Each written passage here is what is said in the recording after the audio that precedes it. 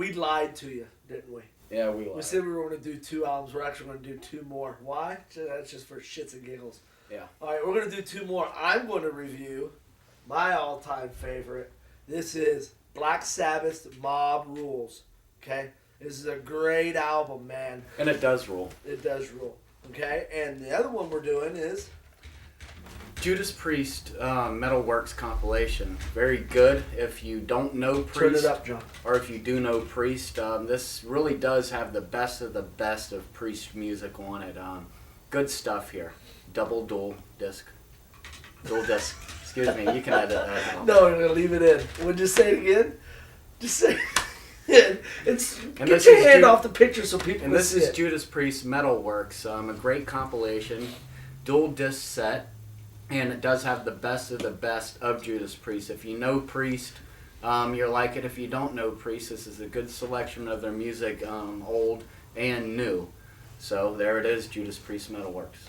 All right, well, we're going to start off with my favorite album. This is, as you heard last time, this is the way we do things. We're not a real high-tech thing here.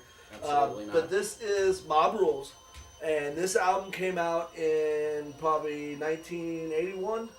81, 82. Yeah. 81, 82. So actually, to be honest with you, this was the last concert that I went to before I joined the Navy. That should tell you something. And it was. I can tell you all kinds of stories about this concert in Hollywood, Florida, but I won't because it involves mostly illegal activities.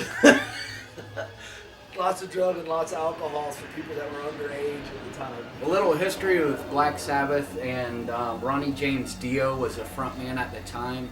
Ozzy Osbourne had left thinking that Black Sabbath was going nowhere. He wanted to go in other directions after bands like Van Halen started taking over the scene.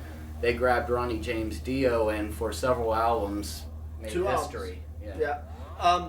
We actually, the show that we went to, that we saw, I want to turn this up just a little bit for us. Jam it. This is my favorite song. This is E5150.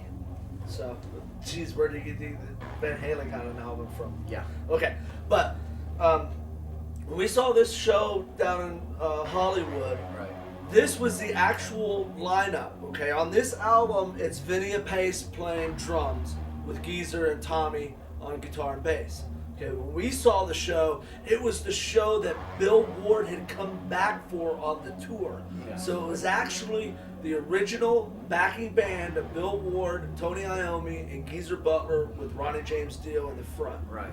And that was a great show. Right. That was the great show. Okay, songs on this album that are to be remembered are Signs of the Southern Cross, Right. Voodoo, and Turn Up the Night, and of Mob course Rules. Mob Rules. Mob Rules is, ever since Heavy Metal, when Heavy Metal came out, the movie, if you guys haven't seen, that's the movie you need to see if you're a Heavy Metal fan. There's a lot of good music on there. And that song just opens up with such a killer guitar riff. Yeah. It's just Oh, yeah. it grabs you immediately. Oh yeah, it is. If this is going to be in your collection to do, you got to pull it up. Okay.